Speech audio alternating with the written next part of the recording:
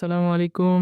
কেমন আছেন সবাই? আশা করছি আল্লাহর রহমতে অনেক ভালো আছেন। তো নতুন আরো একটি ভিডিওতে আপনাদের সবাইকে জানাই স্বাগতম। সো আজকে খুবই ইন্টারেস্টিং একটা ভিডিও নিয়ে চলে আসছি আপনাদের মাঝে। আশা করছি ভিডিওটি অনেক ভালো লাগবে আপনাদের এবং অনেক হেল্পফুল হবে। সো আপনারা যারা অ্যান্ড্রয়েড ইউজার আছেন, তাদের কাছে সবচেয়ে বিরক্তিকর একটা বিষয় আছে।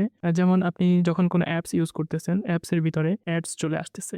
কোনো ব্রাউজার ইউজ করার সময় কোনো কিছু যখন ব্রাউজ করতেছেন, তখন অ্যাডস চলে আসতেছে। সো এটা খুবই বিরক্তিকর। আমরা যারা ফোন ইউজ করতেছি, অ্যাপ খুললেই অ্যাড চলে আসে, ব্রাউজ করলেই অ্যাড চলে আসে।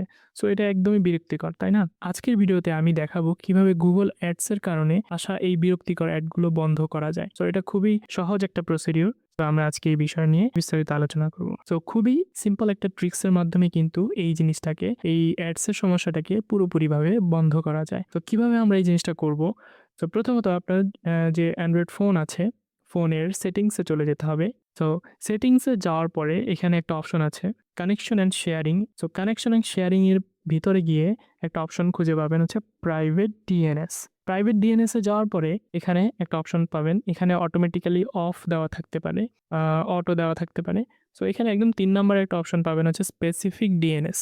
স্পেসিফিক ডিএনএস এ ক্লিক করার সাথে এখানে আপনি ডিএনএস অ্যাড্রেস লেখার মতো একটা অপশন খুঁজে পাবেন। এখানে ক্লিক করলে এখানে একটি অপশন থাকবে। এখানে ডিএনএস অ্যাড্রেস বসানোর একটা অপশন খুঁজে পাবেন। এখানে ক্লিক করার সাথে এখানে ডায়ালগ বক্স চলে আসবে। এখানে আপনি লিখবেন হচ্ছে dns.adguard, তারপর একটা হাইপেন দিবেন। তারপর হচ্ছে dns.com লিখে সেভ করে ফেলবেন। সো হয়ে গেল সিম্পল সেটিং। এখন আপনার ফোনে আ কোনো প্রকার অ্যাডস আসবে না।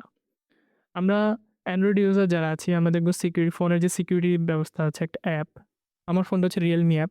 সো এইখানে আমি যখন ফোনের যে সিকিউরিটি আপডেট সিস্টেম আছে এখানে যাওয়ার পরে আমি যতবারই প্রবেশ করেছি এখানে কিছু না কিছু একটা অ্যাড চলে আসতেছে। সো এখন কিন্তু কোনো অ্যাডস আমার আসতেছে না। সো আশা করতেছি আপনাদের এই বিরক্তিকর সমস্যাটা সমাধান এর মাধ্যমে হয়ে যাবে ইনশাল্লাহ। সো আপনারা এটা টেস্ট করেন এবং কোনো প্রকার অসুবিধা হলে কমেন্ট বক্সে অবশ্যই জানাবেন। তো বন্ধুরা ভিডিওটি কেমন লাগলো অবশ্যই আমাকে কমেন্ট করে জানাবেন।